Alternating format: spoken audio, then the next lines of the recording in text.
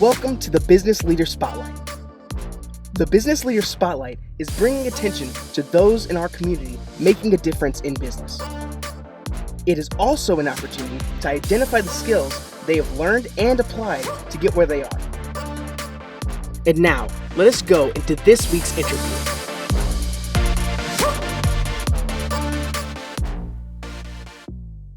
Hello and welcome to the Business Leader Insight. Today I'll be interviewing Mark Jones. Good morning, Mark. How are you today? I'm well. Good morning, Michael. How are you? Doing well, thanks. So, Mark, would you mind sharing with the audience a little bit about yourself?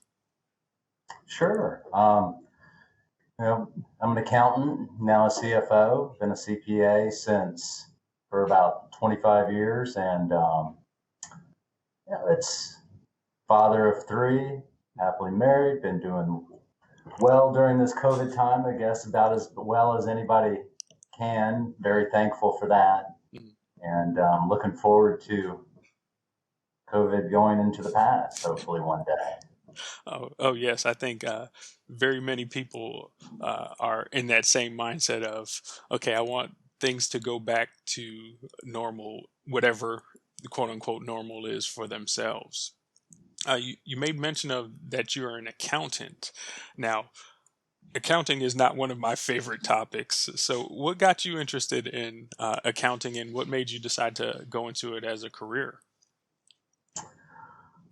Well, I think initially it was the decision, at least at the University of Memphis, was I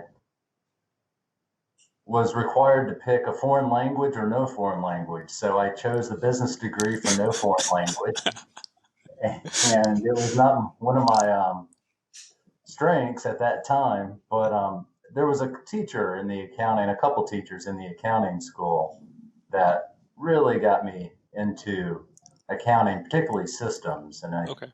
it was how to get into how to design systems using accounting and software and controls. And with that, it kind of broadened the ability to step out into operations. So accounting systems was an enjoyable class. You have the tax and the financial piece, but systems really helps keep a company together when you get down to it. Right. Oh, wow. I never thought about it from that perspective, where you can take the accounting systems and how they work within the organization, understanding that all of those pieces come together, but not thinking of it. I just, think of okay, your credits have to match your debits, and, Mhm. all of the painful pieces of doing the accounting piece, so that's where I go from, kind of shy away from on the accounting side myself. You also mentioned that you went to the University of Memphis. During that time, I'm pretty sure that you weren't just there kind of sitting back with your feet up. What do you have any kind of experiences that you learned from? Because if I remember doing my research on you, you worked a job while you were going to school and getting your degree. Do you have any tips on time management that you could share with everyone? Sure, yeah. During that time, there was a family struggle, so I had to go to work full time, and we had a family friend that gave me a job to sell shoes Hmm. on commission. So it took a shy kid and took a chance, and it really opened up quite a few doors for me to be able to, you know, work and communicate with people and listen to people and what they need. And I think time management wise, it was when you're in that situation as a student and working student, you really have to expand your day. You've got to cut out certain things, whether it's certain social aspects or Hmm. other pieces, but you also have to balance your time with the classes that you're taking. Because at that time, University of Memphis was a commuter school. It was they had 6 a.m. classes, and then you had 7 p.m. classes. So, and it would go the full day. You would go to a 6 a.m. class, show up to work at 8:39, work the day, then go to a 6 o'clock class, and then a 9 o'clock class, and it was a fortunate time Mhm. because they did offer so many classes for the working person. Wow. Wow. It seems like that that time kind of wanted the sales aspect of it kind of got you working with people and being able to hear and understand some of the things that they're sharing, as well as understanding, okay, a normal day doesn't constitute just 8 to 5. It means, okay, I have 8 to 5, it's blocked out for this specific task or responsibility, but I still have these other responsibilities. How am I going to manage getting my degree and finishing it during the 24-hour period that I have? So it sounds like there were some days, some nights where there were opportunities to miss some sleep as well, just to be able to keep up with the coursework and finals and exams and the thing and the like as well. It did, but it also it teaches you or conditions you to really stay focused. So you had Mhm. that time to stay focused in that class on that subject.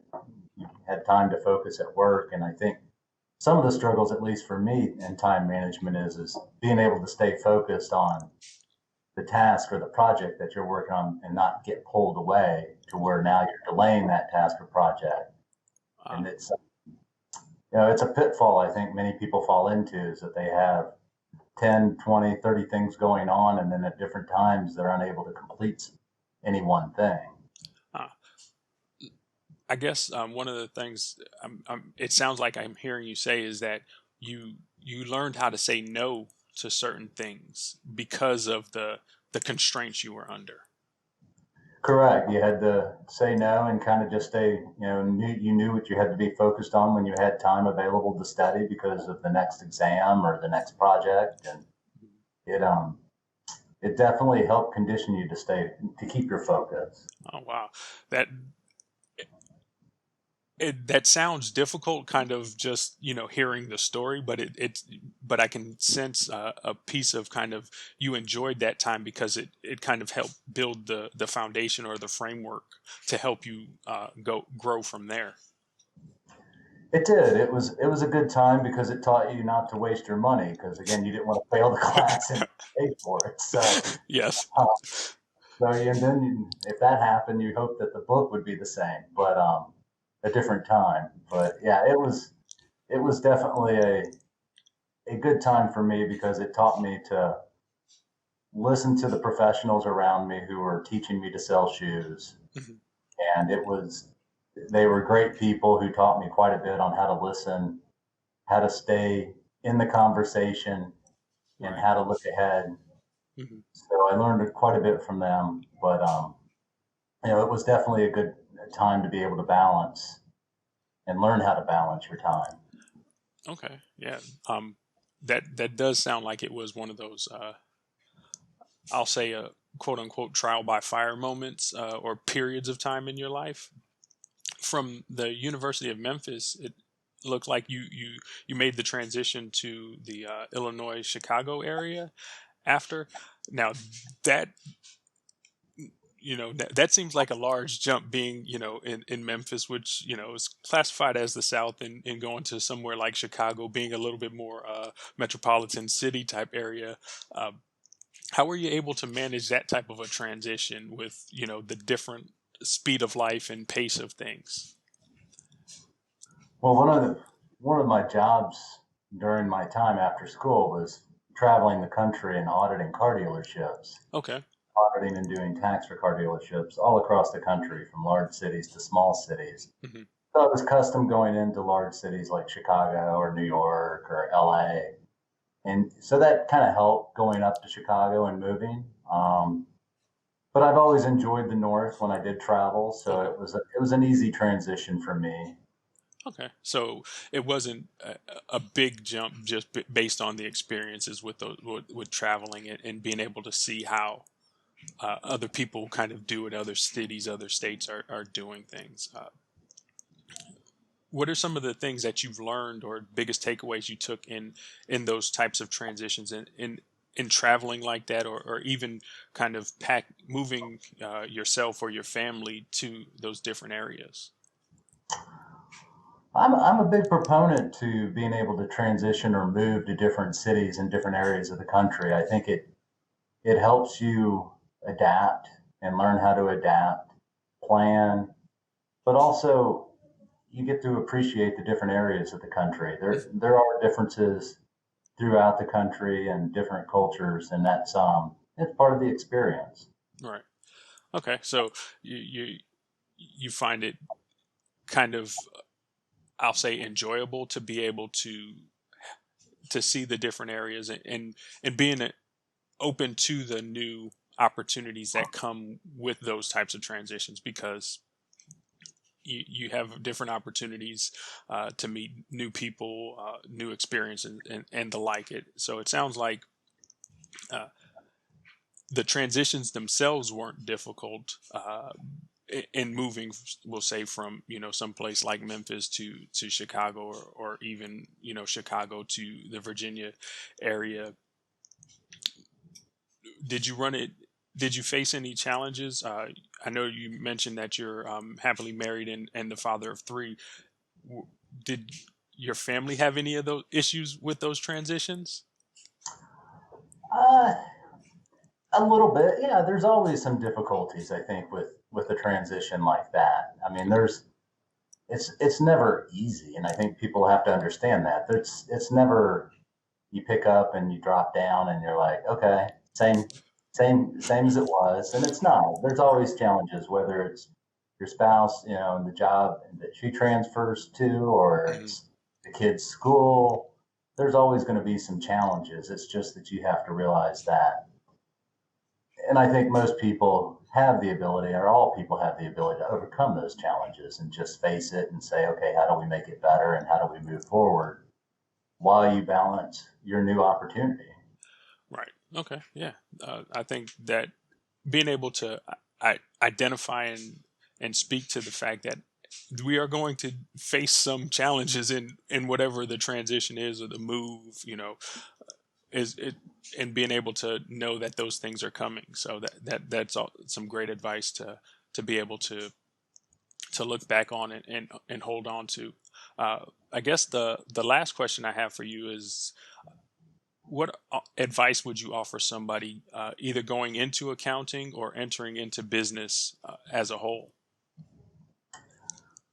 I mean, I think variety, looking at different companies, trying different companies, small, large, public, private, Hmm. going into looking and appreciating every position from sales to the receptionist. There's always challenges. And one time when I got out of school, I worked for a family that owned some car dealerships, and their part of their training program was for the trainee to work every job in the Hmm. dealership.